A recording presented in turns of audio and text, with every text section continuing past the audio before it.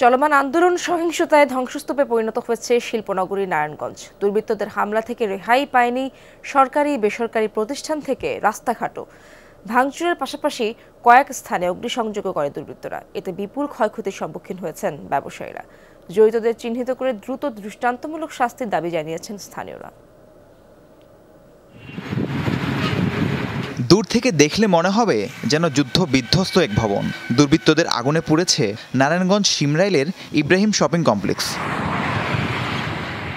শনিবার সন্ধ্যায় হঠাৎই ইব্রাহিম শপিং কমপ্লেক্সে আগুন দেয় দুষ্কৃতিকারীরা। পুড়ে যায় ভবনে থাকা বেশ কিছু দোকানপাট ও হাসপাতাল। আটকে পড়া ৩৬ জনকে হেলিকপ্টার দিয়ে উদ্ধার করে র্যাব। সহিংসতার ক্ষতচিহ্ন স্পষ্ট ফুটে উঠেছে ঢাকা চট্টগ্রাম মহাসড়কেও। ভাঙচুর ও অগ্নিসংযোগ করা হয়েছে বিভিন্ন সরকারি বেসরকারি স্থাপনায়। ধ্বংসযজ্ঞের সাথে জড়িতদের দৃষ্টান্তমূলক শাস্তির দাবি স্থানীয়দের।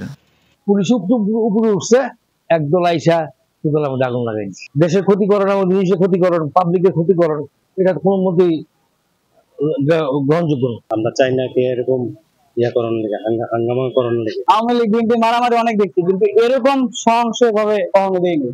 পুলিশ সুপার জানান, আইন শৃঙ্খলা বাহিনীর তৎপরতায় আবারও স্বাভাবিক হয়েছে নারায়ণগঞ্জের পরিস্থিতি। সহিংসতায় জড়িতদের আইনের আওতায় আনার কথা জানান তিনি।